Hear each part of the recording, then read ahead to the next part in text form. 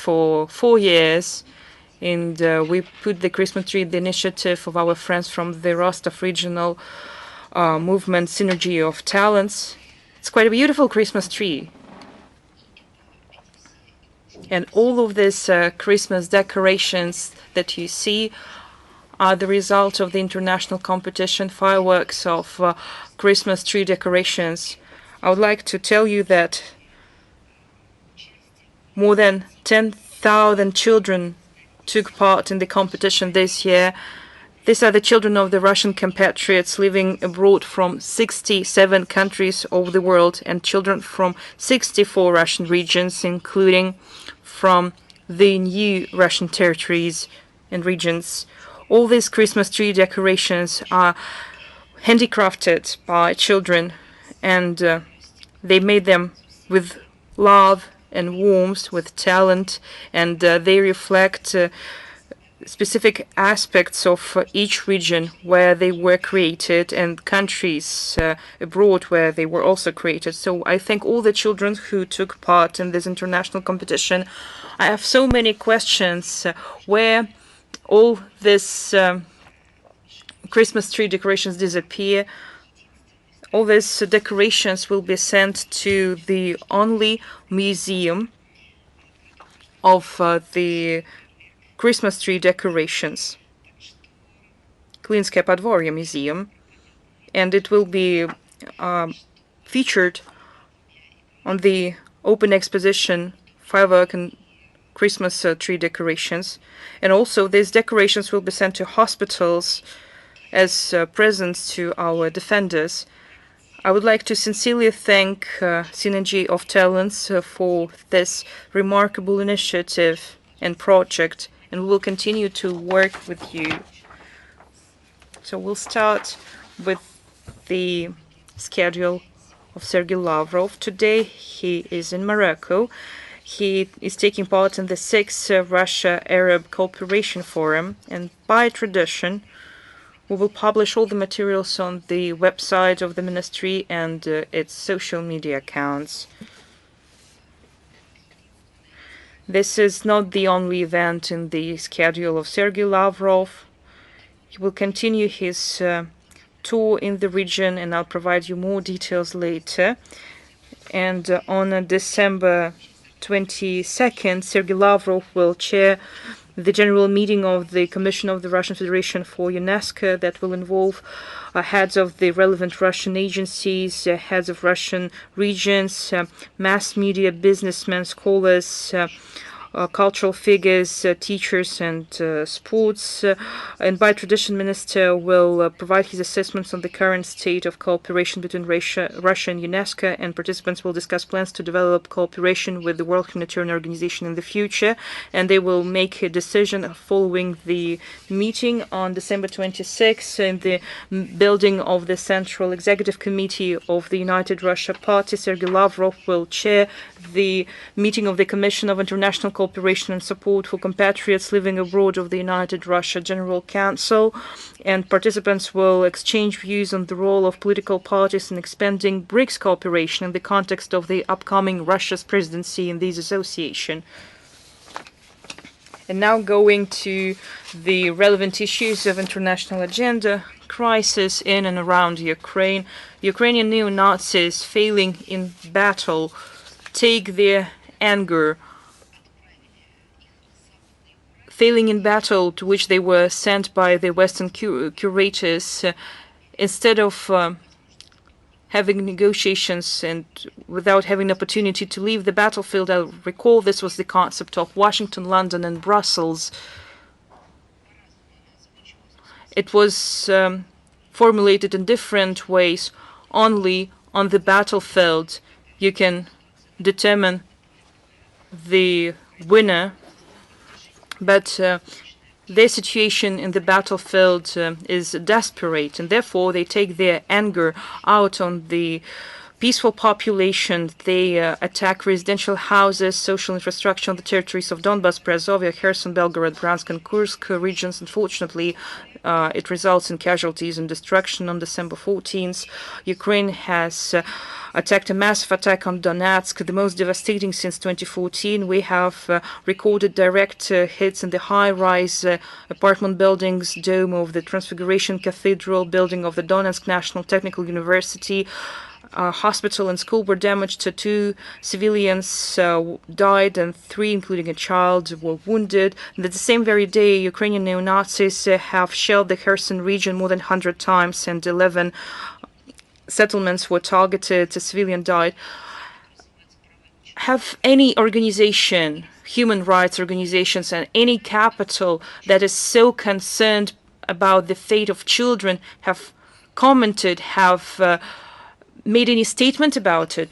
They said nothing, no word of condemnation, no just statement, nothing, no information of what the Kiev regime is doing. They are actively sponsoring it. On the Lugansk direction, the armed forces of Ukraine are using HIMARS, multiple launch rocket systems. On December 15th, as a result of the attack against Lantarovka village, 8 people died, 23 were wounded. On December 17th, Ukrainian fighters attacked Shastia city with missile attack, and 3 civilians died. 4 residential houses were damaged. On December 16th, Ukrainian neo-Nazis attacked the place for the delivery of humanitarian assistance in Novaya Mayachka with HIMARS rocket systems in the Kherson region. 2 civilians died, 2 were injured. Over the past week, the Kiev regime has tried to carry out drone attacks against Moscow, Lipetsk, Rostov, Volgograd, Bryansk, Kaluga, Kursk regions, as well as Crimea. Such attempts were successfully prevented with air defense systems. We regularly bring information about crimes committed by Zelensky regime against civilians before international organizations. On December 15th, we have sent to UN Secretary General Antonio Guterres a document about the crimes of the Kiev regime against civilians committed between 2014 and September 2023. We have called on Secretary General to speak publicly what UN Secretariat and the United Nations think about these crimes. It is necessary to circulate these materials as a document of the 78th session of the UN General Assembly. That's what Russian diplomats called on him to do. Based on the evidence collected by the Investigative Committee of Russia, the Russian courts continue to pass sentences on Ukrainian neo-Nazis who committed serious crimes against civilians. Alexei Grebankin, Ukrainian fighter, was sentenced in absentia to the life sentence for killing several civilians in Mariupol. The Ukrainian Nazist Iskander Kudusov was sentenced to 25 years in corrective colony with strict regimen for shooting at 2 defenseless civilians. And the Banderite Sergei Polychuk, who ordered to open fire in order to damage civilian infrastructure, was sentenced in absentia to 28 years of prison in the corrective colony with strict regimen, and he was put on international wanted list. We will continue the investigation of crimes committed by Ukrainian neo-Nazis, and no one will get away with their crimes. Against the backdrop of the barbarism of the Nazist Kiev regime, the European Council in its session on December 14th, 15th decided to open accession negotiations with Ukraine. So it's not Kiev who is getting closer to Europe, but it is the European Union who is going down to the level of the Nazi Kiev regime. Moreover, such step is no more than a consolation prize for Brussels, who failed to allocate 50 billion euros to support. Он заявил по итогам мероприятия, что объявленное в Брюсселе решение является политическим ходом, не имеющим. Following the event, he stated that the Brussels decision is a political move that has no legal force because the European Union is yet too far from the enlargement that includes Ukraine. So it's just masquerade, total horrific and violent masquerade that results in casualties, civilian casualties, and the casualties among those who are forcibly drafted by the Kiev regime, who are sent to death on the battlefield.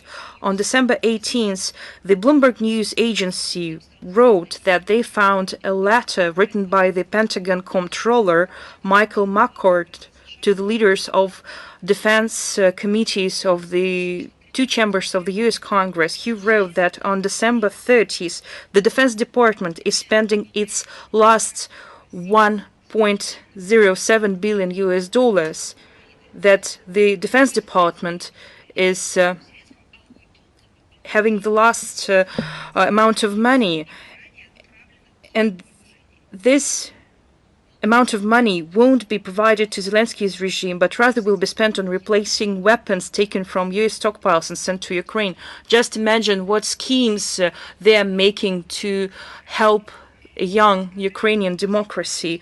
On December 15th, the European Commissioner for Budget and Administration, Johannes Hahn, in his interview to Reuters agency, admitted that in spring 2023, the United States asked the European Union to establish the long-term program for financial support of Ukraine of 50 billion euros so that the Joe Biden administration could use it to put pressure on the US Congress to make them do the same thing for Ukraine.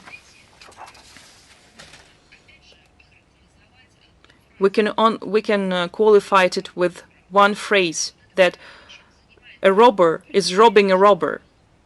That's what Washington, Brussels, and London are doing.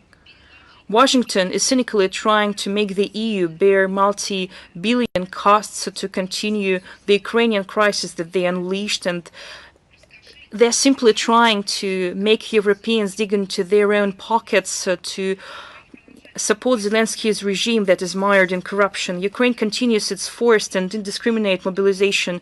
We can find new videos on the internet that show that military-aged men are rounded up on the streets and shopping malls and other public spaces.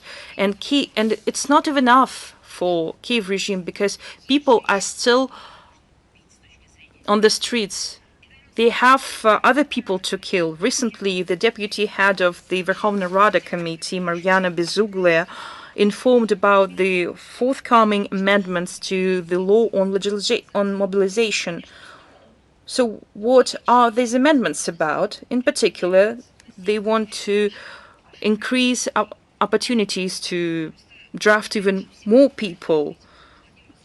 So they're trying to draft more people, and it shows willingness of the military junta for any sacrifice and for waging war until the last Ukrainian. And against this background, we have noted the confessions of the former Ukrainian ambassador in Great Britain, Vadim Pristaika. In his interview to Radio Svoboda, he didn't rule out the emergence of British soldiers on the Ukrainian soil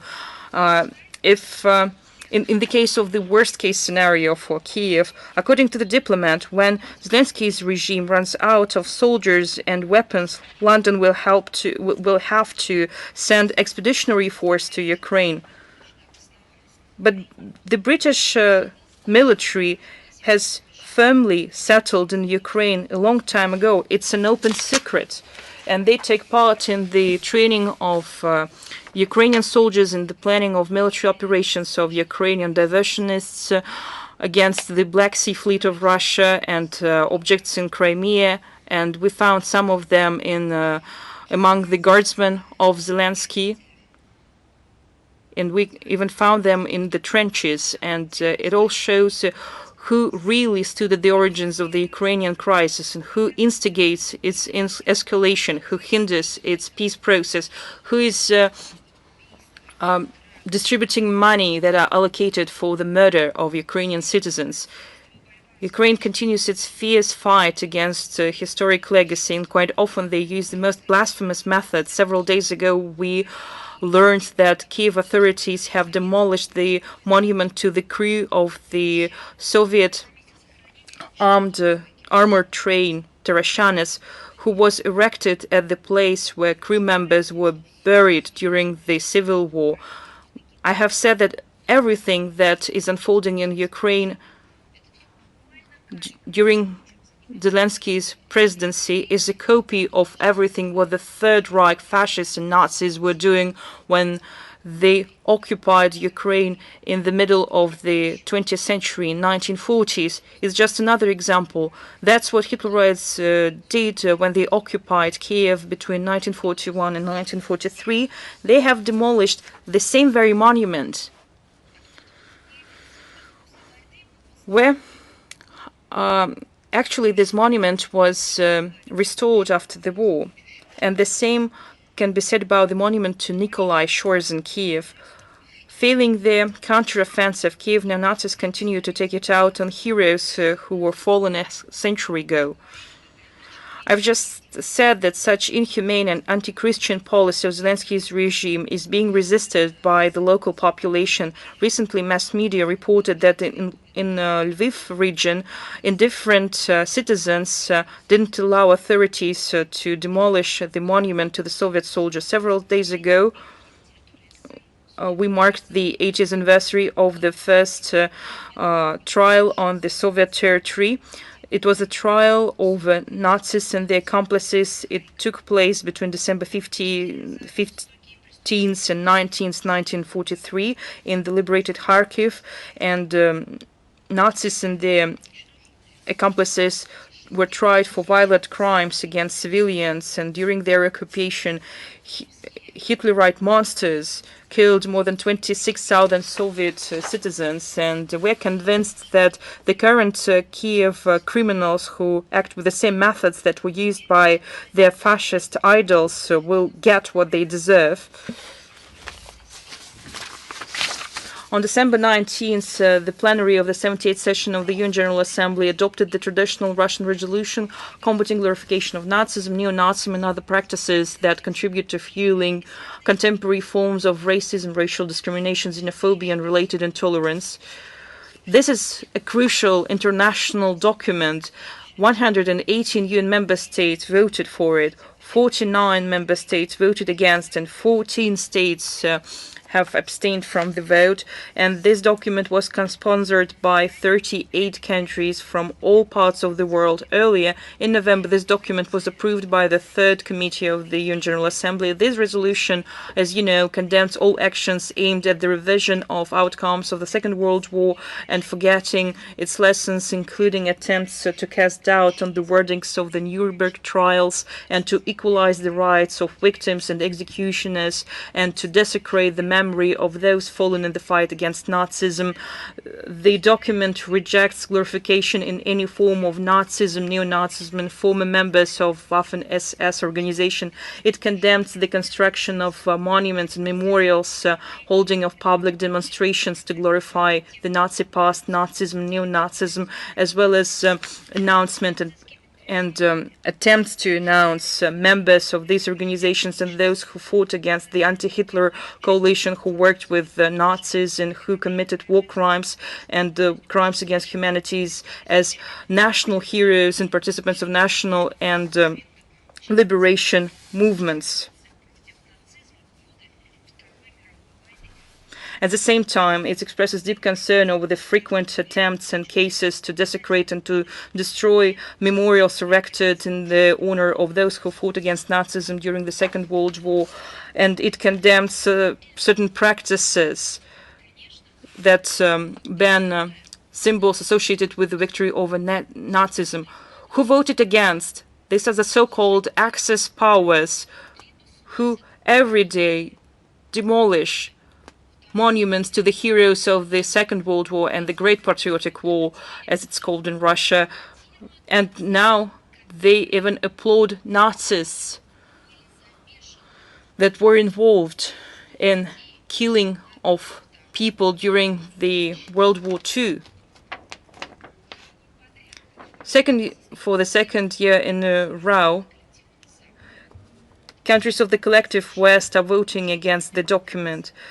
Why? They are trying to pursue the foreign political isolation of Russia, and they are ready to sacrifice ethical considerations and put up with reputational costs so that they could be against Russia. But that's not an only reason.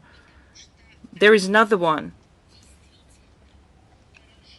They are truly infected with the microbe of Nazism that manifests itself into neo-Nazism. This microbe wasn't eliminated in the past, and it is flourishing this decade and is spreading rapidly. It happened because they made a bet on those who weren't prosecuted in various parts of the world, in Eastern Europe, in CIS countries. They believed that it will become the driving force against Russia. Voting against the resolution of former Axis powers, namely Germany, Italy, and Japan, we view as a reckless step that makes us doubt the sincerity of their statements that they made earlier, where they realized their guilt for unleashing the World War II. Such actions also are inconsistent with their commitments to fulfill the goals and adhere to the principles of the United Nations. Moreover, the position of Germany, Italy, Japan, and other countries that fought against the anti-Hitler coalition during the World War II has vividly demonstrated that it is yet far too soon to speak or make proposals about removing the phrase of enemy state in the UN Charter. What additional role could these countries play in the reformed Security Council if these countries are voting against fundamental principles enshrined in the UN Charter? Outcomes, so voting results, will serve as a defining factor when we will develop our position with regard to supporting the candidate states who seek election as non-permanent and permanent members of the UN Security Council, including as part of discussions to expand UN Security Council's membership, which, according to the Article 24 of the UN Charter, bears primary responsibility for the maintenance of international peace and security. So, history and modern times. On the 22nd of September 2022, during the UN Security Council meeting on the situation in Ukraine, Minister for Foreign Affairs, Mr. Lavrov, has publicly asked Mr. Guterres to force Ukraine to give us the list of victims in Bucha.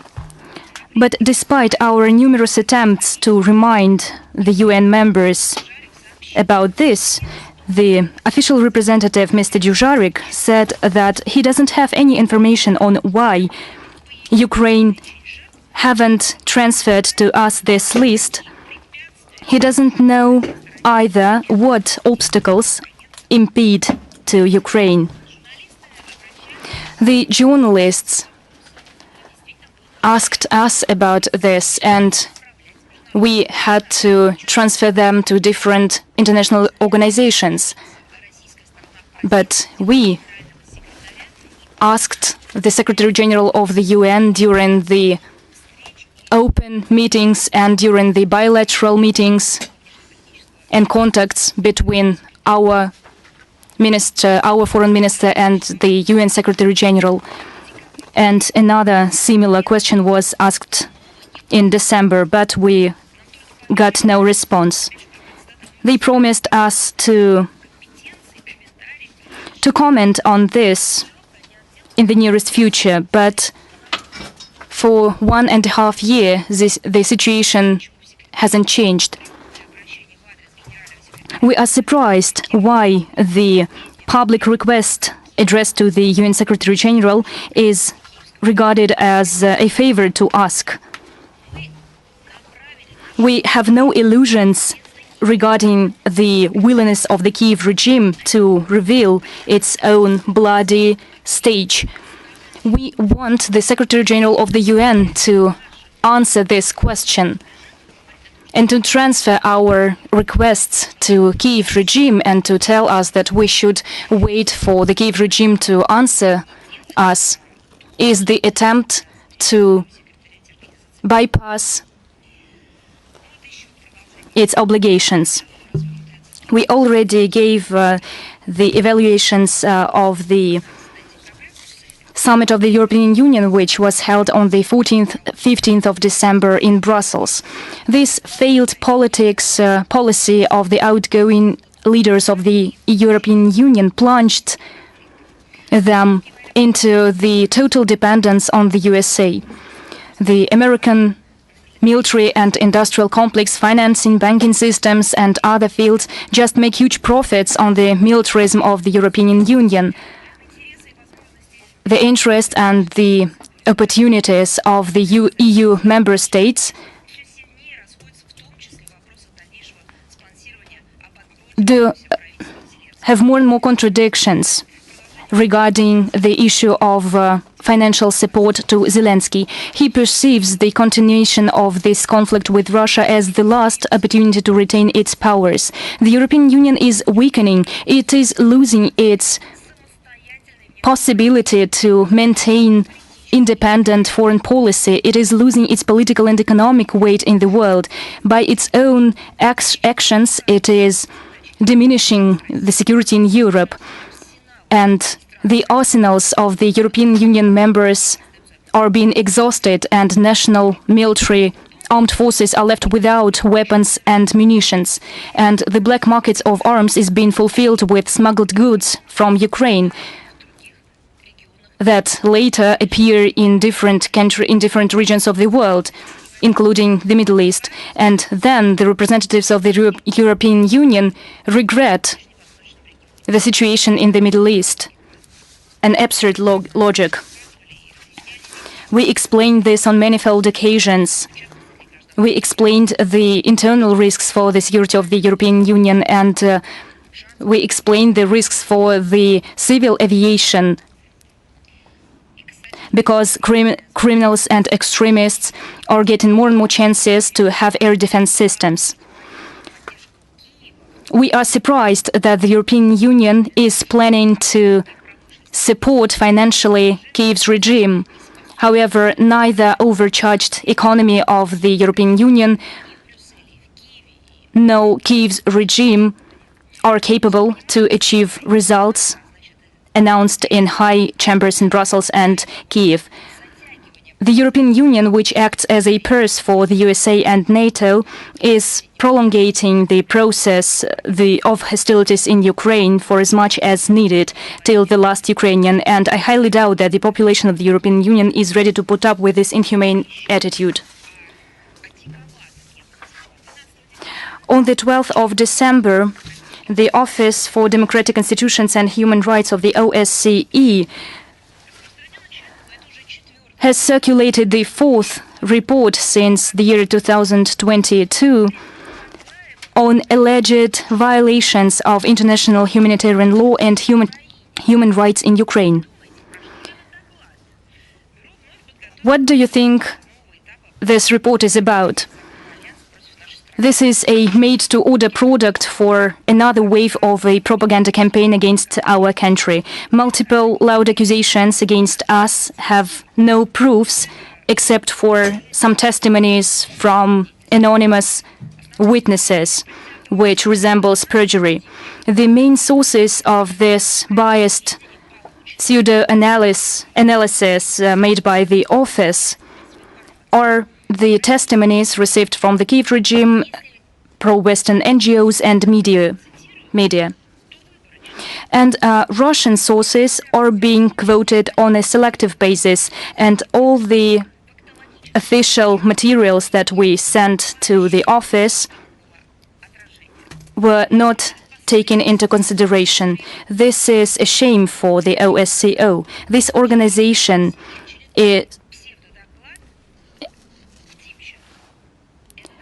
is in crisis, and this report only proves it. This bureau must work without any politicization, but in fact, once again they contributed to the whitewashing the Nazi nationalist battalions of Azov and Aidar. It's surprising that the office has no complaints about the Kyiv regime at all. They ignored the strikes against civil objects of the LPR in the region of Zaporozhye, Kherson, Bryansk, Belgorod. It is silent about the use of cluster munitions by the Ukrainian armed forces. This horrifying paper of propaganda was presented to the OSCO personally by the office director, Mr. Mikachi. It is a shame.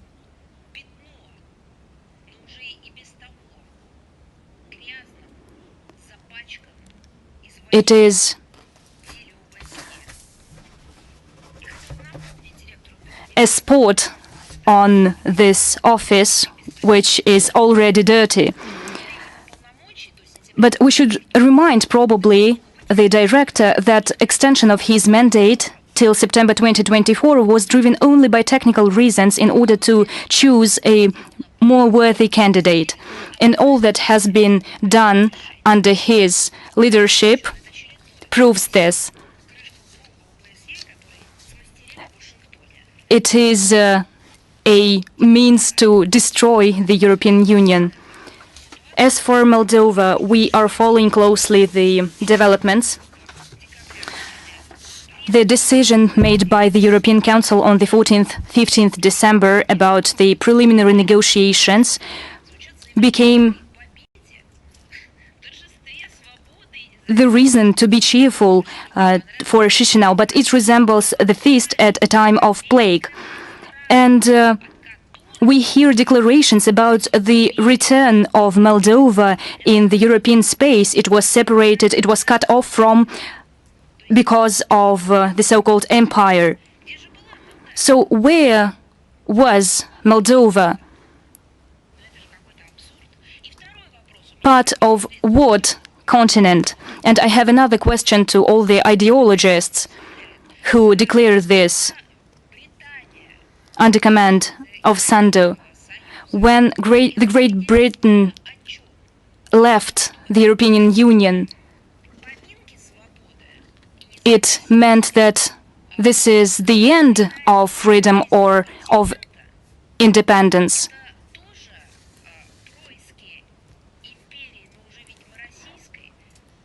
Were these attempts of Russia to interfere into this process?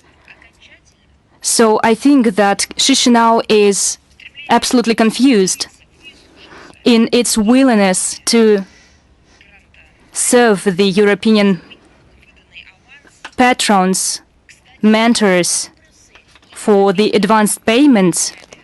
However, these advanced payments do not oblige Brussels or the European members to anything. So in this willingness, Chisinau reinforced the anti-Russian campaign. In the new national security strategy, Chisinau designated Russia as the most dangerous threat and the permanent threat for the nationhood, democracy and prosperity of the country. And this is after many years of our support. We took migrants, labor market migrants from Moldova. We received Moldovan families in Russia, and after all of this, we are designated as the most dangerous and a permanent source of threat.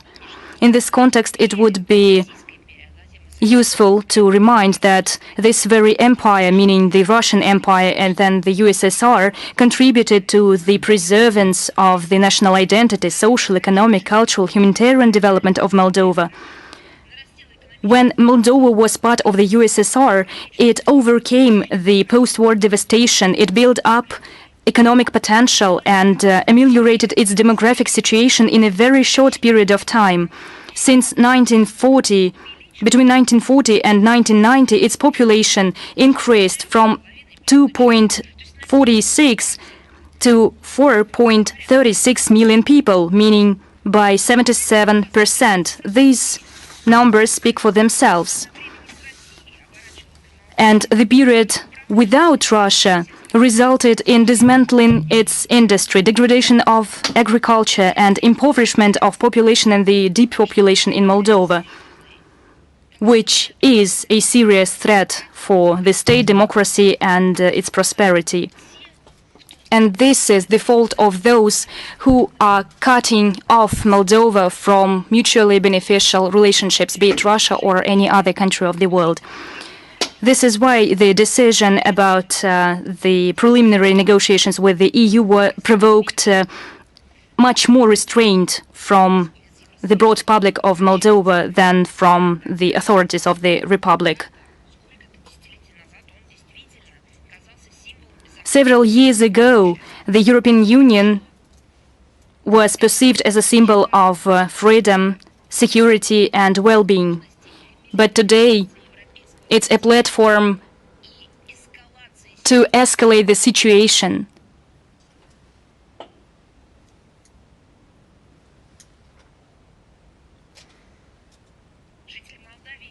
The population of Moldova see that they are being turning into the European margins, cut off from Russia, that is historically and spiritually close to them. They see that their country is being dragged into the conflicts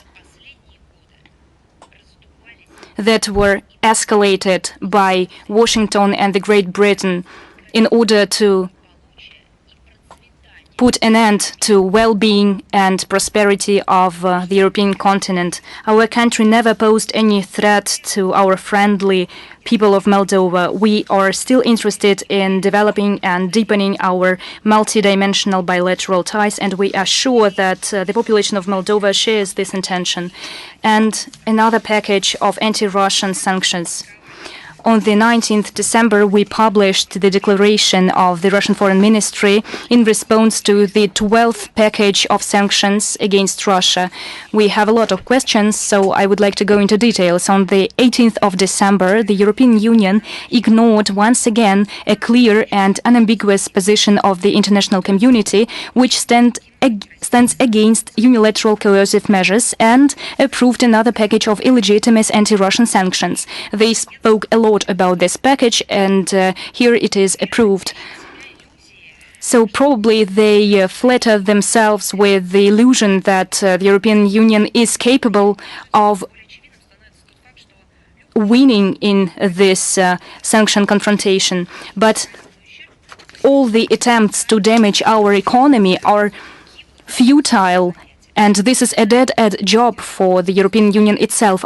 Not only did our country survive this unprecedented financial and economical pressure, these are not restrictions. This is a fully fledged trade warfare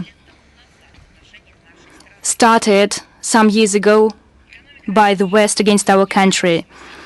The Russian economy, regardless of the European plans, became more resilient, and it is developing successfully. The next year, our GDP will increase by 3.5%. We are witnessing an outstripping growth of our real economy, but the European Union is not handling well the consequences of anti-Russian sanctions. We were against this, and we spoke a lot about this with the European Union. We asked them to follow the path of mutually beneficial cooperation. We proved in acts that we are a reliable partner, and in many projects. The GDP growth in the Eurozone at the end of this year amounts to 0.6%. Eurostat published the latest data about the European industry. For the past 12 years, the industry turnover reduced by 5.5% and in the Eurozone by 6.6%. So whose economy is bulging at the seams, and who damaged whose economy? So these are real facts. Sooner or later, all these officials in Brussels will have to explain their citizens why all these attempts were useless and why these deprivations in the name of the strategic defeat of Russia were futile. The main victim of this sanction war launched by the USA against our country is the European Union itself.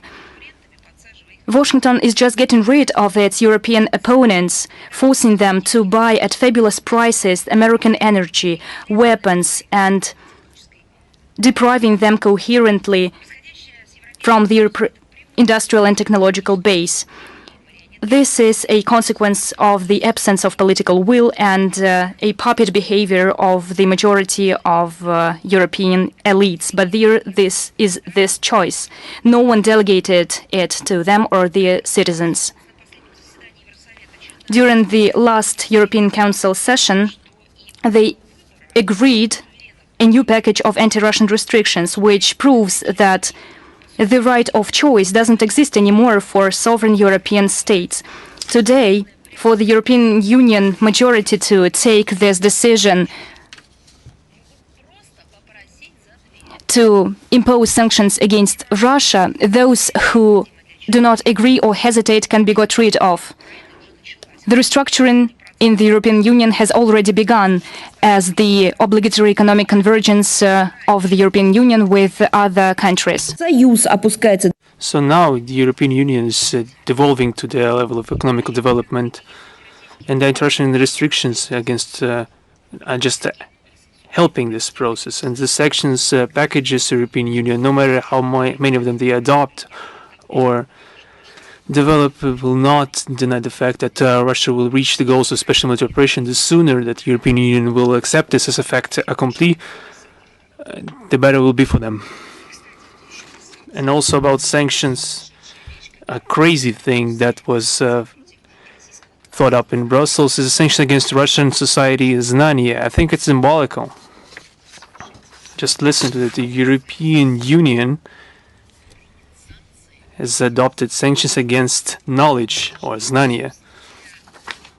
This is